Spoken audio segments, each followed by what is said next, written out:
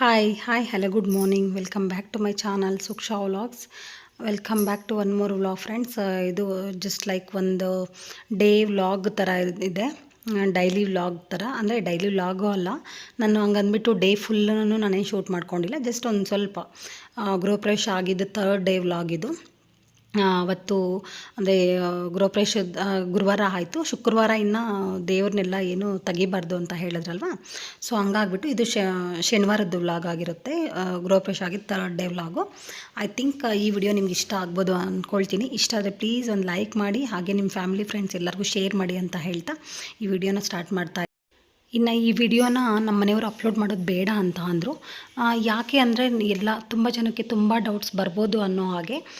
So ನಿಮ್ಗೆ ಏನಾದರೂ in case ಇದರಲ್ಲಿ ಡೌಟ್ ಇದ್ದರೆ ನಾನು ಖಂಡಿತ ಕ್ಲಾರಿಫೈ ಮಾಡ್ತೀನಿ. ಡೌಟ್ ಬರೋದು ಆ ಥರ ಇಲ್ದಿರ ನಾನು ಈ ವಿಡಿಯೋದಲ್ಲೇ ನಾನು ವಾಯ್ಸ್ ಓವರಲ್ಲಿ ಎಲ್ಲ ಡೌಟ್ಗೂ ಕ್ಲಿಯರ್ ಮಾಡ್ತೀನಿ ಅಂತ ಅಂದ್ಕೊಳ್ತೀನಿ.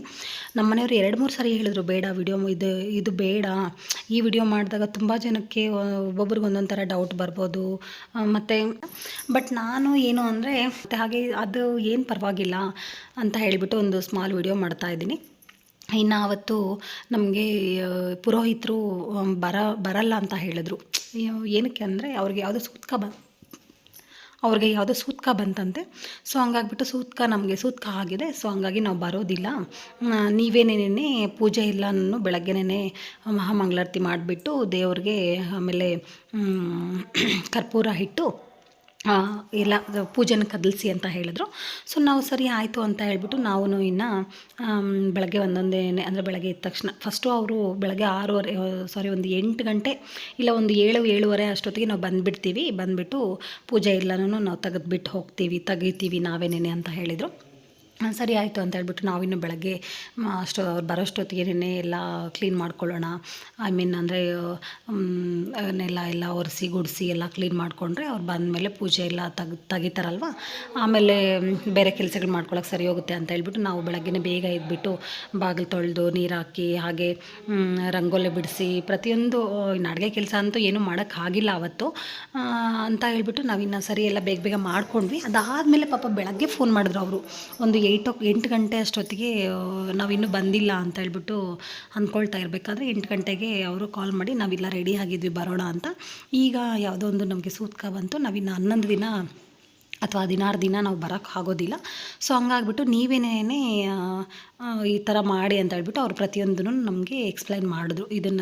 ಅಲ್ಲಿ ಇಟ್ಟಿರ್ತಕ್ಕಂಥ ತೆಂಗಿನಕಾಯಿ ಇರ್ಬೋದು, ಹಾಗೆ ಇನ್ನು ದೇವ್ರಿಗೆ ಹಾಕಿರ್ತಕ್ಕಂಥ ಹೂಮಾಲೆ ಇರ್ಬೋದು, ಪ್ರತಿಯೊಂದೂ ಮತ್ತು ಹಾಗೆ ಹೋಮ ಏನು ಮಾಡಿದ್ವಿ, ಹೋಮದಲ್ಲಿರ್ತಕ್ಕಂಥ ಬೂದಿ ಇರ್ಬೋದು, ಮತ್ತು ಕುಂಬಳಕಾಯಿ, ಈ ಥರ ಪ್ರತಿಯೊಂದೂ ಅದನ್ನು ಏನು ಮಾಡಬೇಕು ಅನ್ನೋದನ್ನು ಪ್ರತಿಯೊಂದು ಅವರು ಎಕ್ಸ್ಪ್ಲೈನ್ ಮಾಡಿ ಹೇಳಿದ್ರು. ಪ್ರತಿಯೊಂದೂ ನೀವು ಈ ಥರ ಮಾಡಿ ಇದನ್ನು ಈ ಥರ ಮಾಡಿ, ಬಟ್ ಏನೂ ಮಾಡೋಕ್ಕಾಗೋದಿಲ್ಲ, ಅಷ್ಟು ದಿನ ನಾವು ಹಾಗೆ ಇಟ್ಕೊಳ್ಳೋದಕ್ಕೂ ಆಗೋದಿಲ್ಲ. ಸೊ ಹಂಗಾಗ್ಬಿಟ್ಟು ಥರ್ಡ್ ಡೇಗೆ ನೀವು ತೆಗೆದುಬಿಡಿ ಅಂತ ಹೇಳಿದ್ರು. ಅವತ್ತು ಬೆಳಗ್ಗೆ 8 ಗಂಟೆಲಿ ಹೇಳಿದಾಗ ಇನ್ನು ಸರಿ ಅಂತ ಹೇಳ್ಬಿಟ್ಟು ನಾನು ನಮ್ಮ ಮನೆಯವರು ಬೆಳಗ್ಗೆ ದೇವ್ರ ಪೂಜೆ ಮಾಡಿಬಿಟ್ಟು ಹಾಗೆ ಮಂಗಳಾರತಿ ಮಾಡಿ ಆಮೇಲೆ ಒಂದೊಂದನ್ನೇ ನಾವು ಕದಲ್ಸೋಕೆ ಸ್ಟಾರ್ಟ್ ಮಾಡಿದ್ವಿ. ಅದಕ್ಕಿಂತ ಮುಂಚೆ ನಮ್ಮ ಪುರೋಹಿತರು ಹೇಳಿದ್ದು ಏನು ಅಂತ ಅಂದರೆ, ಅಲ್ಲಿ ಇರ್ತಕ್ಕಂಥವು ಏನೂ ನೀವು ಕದಲಿಸ್ಬೇಡಿ ಅಂತ. ಅಂದರೆ ಈವನ್ ತಟ್ಟೆ ಇರ್ಬೋದು, ಇಲ್ಲ ಆರತಿಗಳು ದೀಪಗಳಿರ್ಬೋದು, ದೀಪಲೆ ಕಂಬ, ಇಲ್ಲ ತೆಂಗಿನಕಾಯಿ ಇಟ್ಟಿರ್ತೀವಿ, ಎಲೆ ಅಡಿಕೆ ಇಟ್ಟಿರ್ತೀವಿ, ಈ ಥರ ಇವನ್ನೆಲ್ಲ ಏನೂ ಕದಲ್ಸೋಕೆ ಹೋಗಬೇಡಿ. ಅವ್ನು ಕದಲಿಸಿದ್ರು ಕೂಡ ಪೂಜೆನ ಕದಲಿಸ್ದಂಗೆ ಆಗುತ್ತೆ ಅಂತ ಹೇಳ್ಬಿಟ್ಟು ಅವರು ಅದನ್ನೇನು ನೀವೇನು ತೆಗಿಯೋಕ್ಕೆ ಹೋಗಬೇಡಿ ಅಂತ ಹೇಳಿದರು. ಸೊ ನಾವು ಹಂಗಾಗ್ಬಿಟ್ಟು ಪ್ರತಿಯೊಂದೂ ನಾವು ಅಲ್ಲೇ ಬಿಟ್ಟಿದ್ವಿ. ಅಂದರೆ ಆ ಎಲೆ ಅಡಿಕೆ ಇಟ್ಟಿರ್ತಕ್ಕಂಥ ತಟ್ಟೆ ಇರ್ಬೋದು, ಹಾಗೆ ಅಕ್ಕಿ ಇಟ್ಟಿರ್ತಕ್ಕಂಥ ತಟ್ಟೆಗಳು, ಮತ್ತು ತೆಂಗಿನಕಾಯಿ ಇಟ್ಟಿರ್ತಕ್ಕಂಥ ಪ್ರತಿಯೊಂದಿನೂ ನಾವು ಅಲ್ಲೇನೇ ಎಲ್ಲ ದೇವ್ರ ಮುಂದೆನೇ ಅಲ್ಲೇ ಇಟ್ಟಿದ್ವಿ. ಮತ್ತು ಆ ಒಂದು 3 ದಿನ ಏನಿದೆ ಆ 3 ದಿನವೂ ದೀಪ ಅಲ್ಲಿ ಉರಿತಾ ಇರಬೇಕು ಅಂತ ಹೇಳಿದ್ರು. ಹಾಗೆ ಅದಾದಮೇಲೆ ದೇವ್ರ ಮನೆಯಲ್ಲಿ ಸ್ವಲ್ಪ ಜನ ಹೇಳ್ತಾರೆ 48 ಡೇಸು ಕಂಟಿನ್ಯೂಸ್ ಆಗಿ ದೇವ್ರ ದೀಪ ಉರಿಬೇಕು ಅಂತ. ಇನ್ನೂ ಸ್ವಲ್ಪ ಜನ ಹೇಳ್ತಾರೆ ಪರವಾಗಿಲ್ಲ, ಒಂದು 11 ಡೇಸ್ ಉರಿದ್ರೆ ಸಾಕು ಅಂತಾರೆ. ಆದರೆ ನಾವು ಇದೆಲ್ಲ ಸುಮ್ಮನೆ ನಾವೇ ಡೌಟು ಇಟ್ಕೊಳ್ಳೋದು ಬೇಡ ಅಂತ ಹೇಳ್ಬಿಟ್ಟು ಪುರೋಹಿತನ ಕೇಳಿದ್ರೆ ಬೆಟರ್ ಅಲ್ವಾ ಅಂತ ಹೇಳ್ಬಿಟ್ಟು ನಮ್ಮ ಪೂಜೆ ಮುಗಿದ್ಮೇಲೆ ಆ ಪುರೋಹಿತನ ಕೇಳಿದಾಗ ಅವರು ಪರವಾಗಿಲ್ಲ ಆ ಥರ ಏನಿಲ್ಲ, ಮನೆಯಲ್ಲಿ ಡೈಲಿ ದೀಪ ಉರಿದ್ರೆ ಒಳ್ಳೆಯದು. ಸೊ ಹಂಗಾಗಿ 48 ಡೇಸೇ ಅನ್ನೋದಲ್ಲ, ನೀವು ಯಾವಾಗ್ಲೂ ದೀಪ ಉರಿಸ್ತಾ ಇರ್ರಿ, ಅದು ತುಂಬ ಒಳ್ಳೆಯದು ಮನೆಗೆ ಅಂತ ಹೇಳಿದ್ರು. ಸೊ ನಾವು ಹಂಗಾಗ್ಬಿಟ್ಟು ಆದರೂ ಕೂಡ ಒಂದು 3 ಡೇಸು ಇಲ್ಲಿ ಏನು ಗುರುವಾರ ಶುಕ್ರವಾರ ಏನಿತ್ತು ಶನಿವಾರ ಬೆಳಗ್ಗೆ ತನಕನೂ ನಾವು ನೈಟೆಲ್ಲನೂ ದೇವ್ರ ದೀಪ ಹಾಗೆ ಉರಿಸೋ ಹಾಗೇನೆ ನೋಡಿಕೊಂಡು ಎಣ್ಣೆ ಹಾಕ್ತಾಯಿದ್ವಿ, ಹಾಗೆ ನೋಡಿಕೊಂಡು ಉರಿಸಿದ್ವಿ. ಅದಾದಮೇಲೆ ಇನ್ನು ಒಂದಾಗೊಂದು ಹೂವು ಚೆನ್ನಾಗಿತ್ತು. ಇನ್ನು ಹೂವು ಒಂದು 3 ಡೇಸ್ ಅಷ್ಟೇ ಆಗಿತ್ತಲ್ಲ, ಬುಧವಾರ ಸಂಜೆ ಹಾಕಿದ್ದಿದ್ದು ಹೂವನ. ಸೊ ಬುಧವಾರ ಗುರುವಾರ ಶುಕ್ರವಾರ ಇನ್ನು 3 ದಿನ ಆಗಿತ್ತು.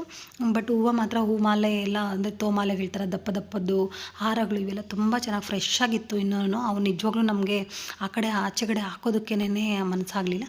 ಸೊ ಅವನ್ನೆಲ್ಲ ತೊಗೊಂಡು ನಾವಿನ್ನು ಸುಮ್ಮನೆ ಹೊರಗಡೆ ಹಾಕೋದು ಯಾಕೆ ಅಂದ್ಬಿಟ್ಟು ಅವನ್ನೆಲ್ಲ ಹಾಗೆ ಚಪ್ರ ಏನು ಹಾಕಿದ್ವಲ್ವ ಆ ಚಪ್ರಕ್ಕೆ ತೊಗೊಂಡೋಗ್ಬಿಟ್ಟು ನಾವು ಹೂವು ಚೆನ್ನಾಗಿರೋ ಹೂ ಮಾಲೆ ಎಲ್ಲ ಚಪ್ರಕ್ಕೆ ಹಾಕಿದ್ವಿ. ಅದಾದಮೇಲೆ ಇನ್ನು ಸ್ವಲ್ಪ ಚೆನ್ನಾಗಿಲ್ಲದೆ ಇರೋದೆಲ್ಲನೂ ಗಿಡಕ್ಕೆ ಹಾಕಿ ಅಂತ ಹೇಳಿದರು. ಸೊ ನಾವು ಗಿಡಕ್ಕೆ ಹಾಕಿದ್ವಿ. ಹಾಗೆ ಇನ್ನು ಅಲ್ಲಿ ನಾವು ಏನು ತೆಂಗಿನಕಾಯಿ ಎಲ್ಲ ಇಟ್ಟಿದ್ವಲ್ವ, ಸೊ ಅದು ಕಳಸಕ್ಕೆ 9 ತೆಂಗಿನಕಾಯಿ 11 ತೆಂಗಿನಕಾಯಿ ಇಟ್ಟಿರ್ತಾರಲ್ವ. ಸೊ ಆ ತೆಂಗಿನಕಾಯಿ ಎಲ್ಲ ಅದರದ್ದು ನೀರು ಬಂದುಬಿಟ್ಟು ಒಂದು ನೀವು ಮನೆಯವರೆಲ್ಲ ಸ್ನಾನ ಮಾಡಬೇಕಾದ್ರೆ ಆ ಸ್ನಾನಕ್ಕೆ ನೀವು ಅದನ್ನು ಹಾಕ್ಕೊಂಬಿಟ್ಟು ಸ್ನಾನ ಮಾಡಿ ಅಂತ ಹೇಳಿದ್ರು. ಸೊ ಅದನ್ನು ಹಾಗೆ ಮಾಡಿದ್ವಿ. ಅದಾದಮೇಲೆ ನಾನು ಇರ್ತಕ್ಕಂಥ ತೆಂಗಿನಕಾಯಿ ಎಲ್ಲ ಹೊಡೆದ್ಬಿಟ್ಟು ಸ್ವೀಟ್ ಏನಾದರೂ ಮಾಡ್ಕೊಳ್ಳಿ ಅಂತ ಹೇಳಿದ್ರು. ಸೊ ನಾವಿನ್ನು ಸರಿ ಆಯಿತು ಅಂತ ಹೇಳ್ಬಿಟ್ಟು ಇನ್ನು ತೆಂಗಿನಕಾಯಿನ ಹೊಡೆದ್ಬಿಟ್ಟು ಸ್ವೀಟ್ ಮಾಡ್ಕೊಂಡ್ವಿ. ಇನ್ನು ಹೂವು ಎಲ್ಲ ಇನ್ನು ಅಡುಗೆ ಮನೆಯಲ್ಲಿ ಏನು ತುಂಬ ಅದೂ 3 ಡೇಸ್ ತನಕ ಏನೂ ಆ ಕಡೆ ಈ ಕಡೆ ಕದಲಿಸೋದು ಬೇಡ ಅಂತ ಹೇಳ್ಬಿಟ್ಟು ಹಾಗೆ ಬಿಟ್ಟಿದ್ವಿ. ಅದನ್ನು ಒಂದೊಂದೇನೆ ಇನ್ನು ಏನು ನಾವು ಹಾಲು ಉಗ್ಸೋಕ್ಕೆ ಸ್ಟವ್ ಮೇಲೆ ಉಗ್ಸಿರ್ಲಿಲ್ಲ, ಒಲೆನೇ ಇಟ್ಟಿದ್ವಿ. ಅಂದರೆ ಇಟ್ಟಿಗೆ ಇಟ್ಬಿಟ್ಟು ಒಲೆ ಮೇಲೇ ಹಾಲು ಉಗ್ಸಿದ್ವಿ. ಸೊ ಅದನ್ನು ನಾವಿನ್ನು ಹಾಲು ಉಗ್ಸೋದು ಕಲ್ಲಿರ್ಬೋದು, ಅಂದರೆ ಇಟ್ಟಿಗೆ ಇಟ್ಟಿಗೆ ಮತ್ತು ಆ ಬೂದಿ ಎಲ್ಲನೂ ಯಾವುದಾದ್ರೂ ಗಿಡದ ಬುಡಕ್ಕೆ ಹಾಕಿ ಅಂತ ಹೇಳಿದ್ರು.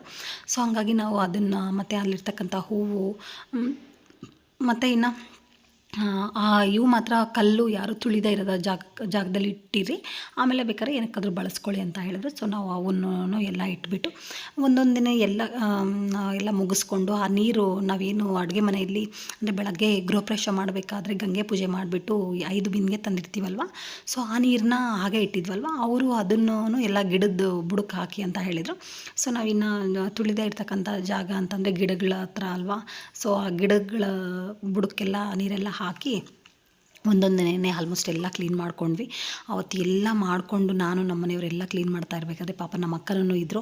ಅವಳು ಸರಿ ಸ್ವಲ್ಪ ಶೂಟ್ ಮಾಡು ಅಂತ ಹೇಳಿದಾಗ ನಮ್ಮ ಮನೆಯವರು ಫಸ್ಟ್ ಸ್ಟಾರ್ಟಿಂಗ್ ಹೇಳಿದ್ದು, ಒಬ್ಬೊಬ್ರಿಗೆ ಒಂದೊಂದು ಡೌಟ್ ಬರುತ್ತೆ, ಬೇಡ ಬಿಡು ನೀವು ಯಾಕೆ ಅದನ್ನೆಲ್ಲ ತೆಗಿತಾ ಇದ್ದೀರಾ, ಅಂದರೆ ಪುರೋಹಿತರಲ್ವ ಇದನ್ನು ತೆಗಿಬೇಕಾಗಿರೋದು ಅಂತ ಆ ಥರ ಡೌಟ್ ಬರುತ್ತೆ ಅಂತ. ಓಕೆ, ಪುರೋಹಿತರಿಗೆ ಅವ್ರಿಗೆ ಬರೋಕ್ಕಾಗಿಲ್ಲ, ಸೊ ನೀವೇ ತೆಗಿಬೋದು ಅಂತ ಹೇಳಿದ್ರಲ್ವ. ಸೊ ಹಂಗಾಗ್ಬಿಟ್ಟು ಇನ್ನೆರಡು ಮನೆಯಲ್ಲೂ ನಮಗೆ ನಾವೇ ತೆಗೆದ್ವಿ ಎಲ್ಲನೂ. ಈ ಥರ ಆಗಿತ್ತು ಈ ವಿಡಿಯೋ. ತುಂಬ ವಿಡಿಯೋಸ್ ಪೆಂಡಿಂಗ್ ಇದೆ. ಇನ್ನು ಮುಂದೆ ಒಂದೊಂದು ನಾನು ಎಡಿಟ್ ಮಾಡಿ ಅಪ್ಲೋಡ್ ಮಾಡೋದಕ್ಕೆ ಟ್ರೈ ಮಾಡ್ತೀನಿ. ಬಟ್ ವಿಡಿಯೋಸ್ ಮಾತ್ರ ತುಂಬ ವಿಡಿಯೋಸ್ ಪೆಂಡಿಂಗ್ ಇದೆ. ತುಂಬ ಜನ ಕೇಳ್ತಾ ಇದ್ದೀರಾ, ಯಾಕೆ ವಿಡಿಯೋಸ್ ಆಗ್ತಾ ಇಲ್ಲ, ಇನ್ನೇನು ಗೃಹಪ್ರವೇಶ ಆಯ್ತಲ್ವಾ, ಒಂದೊಂದು ವಿಡಿಯೋ ಹಾಕಿ ಅಂತ ಕೇಳ್ತಾ ಇದ್ದೀರಾ. ಖಂಡಿತ ನಾನು ಇನ್ನು ಮುಂದೆ ವಿಡಿಯೋಸ್ ಎಲ್ಲನೂ ಹಾಕ್ತೀನಿ. ಆವಾಗಲೇ ಡೈಲಿ ವ್ಲಾಗ್ ಮಾಡಿ ಅಂತ ಕೇಳ್ತಾ ಇದ್ದೀರಾ, ನಾನು ಖಂಡಿತ ಡೈಲಿ ವ್ಲಾಗ್ಸ್ ಕೂಡ ಮಾಡ್ತೀನಿ. ಒಂದು ವಿಡಿಯೋ ಡೈಲಿ ವ್ಲಾಗ್ದು ಒಂದು ಶೂಟ್ ಮಾಡಿ ಇಟ್ಕೊಂಡಿದ್ದೀನಿ, ಅದನ್ನು ಕೂಡ ನಾನು ಅಪ್ಲೋಡ್ ಮಾಡ್ತೀನಿ ನಾಳೆ ನಾಡಿದ್ರಲ್ಲಿ. ಇಷ್ಟ ಆಗಿತ್ತು ಈ ವಿಡಿಯೋ. ಐ ಥಿಂಕ್ ಈ ವಿಡಿಯೋ ನಿಮ್ಗೆ ಇಷ್ಟ ಆಗಿರುತ್ತೆ ಅಂದ್ಕೊಳ್ತೀನಿ. ಇಷ್ಟ ಆದರೆ ಪ್ಲೀಸ್ ಒಂದು ಲೈಕ್ ಮಾಡಿ, ನಿಮ್ಮ ಫ್ಯಾಮಿಲಿ ಫ್ರೆಂಡ್ಸ್ಗೆ ಶೇರ್ ಮಾಡಿ ಅಂತ ಹೇಳ್ತಾ thank you for watching and see you in the next vlog. Bye.